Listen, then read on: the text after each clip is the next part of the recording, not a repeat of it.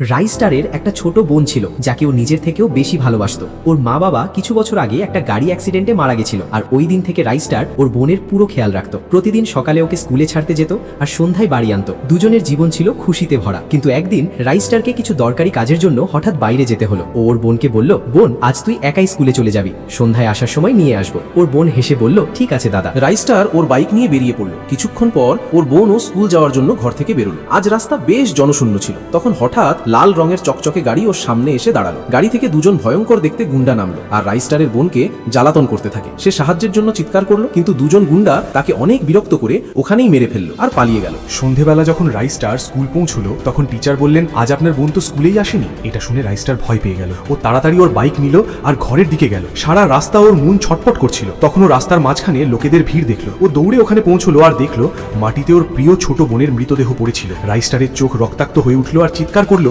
এটা কে করেছে? তখন একটা চাওয়ালা আগে এসে বলল, আমি যখন দোকান খুলছিলাম তখন দেখলাম রাজু ভাই আর তার লোকেরা তোমার বোনকে বিরক্ত করছিল। আমি কিছু করার আগেই ওরা একে মেরে দিল আর পালিয়ে গেল। রাইস্টারের শরীরে রাগ ফুটতে শুরু করলো, কিন্তু ও জানতো রাজু ভাই কোনো সাধারণ লোক না। ও এলাকার সব থেকে বড় গ্যাংস্টার ছিল। তার কাছে শত শত বিপজ্জনক লোকের একটা বাহিনী ছিল। তবুও রাইস্টার সাহস করে থানায় গেল আর রাজু ভাইয়ের বিরুদ্ধে রিপোর্ট লিখলো। কিন্তু পুলিশ কর্মী নাম শুনে ভয় পেয়ে রাইস্টারকেই মেরে তাড়িয়ে দিল। রাইস্টার বুঝতে পারলো পুলিশও রাজু ভাইকে ভয় পায়, ও একা কিছু করতে পারবে না। তারপর ওর পুরনো বন্ধুর কথা মনে পড়লো। ওই বন্ধুরা যারা একসাথে মিলে অপরাধীদের শাস্তি দেওয়া করত, আর গ্রামের সমস্ত গুন্ডা ওদের দেখে ভয় পেত। রাইস্টার সঙ্গে সঙ্গে তাদের ফোন করলো। কিছুক্ষণ পর তারা চকচকে গাড়িতে করে পৌঁছে গেল। ওরা সমস্তটা শুনলো আর রেগে বলল, তোর বোন আমাদেরও বোন ছিল, যে তাকে হাত লাগিয়েছে আমরা তার হাত কেটে দেব। তারপর ওরা একটা প্ল্যান করলো। এইদিকে রাজু ভাই তার কিছু বন্ধুদের সাথে কোথাও যাচ্ছিল।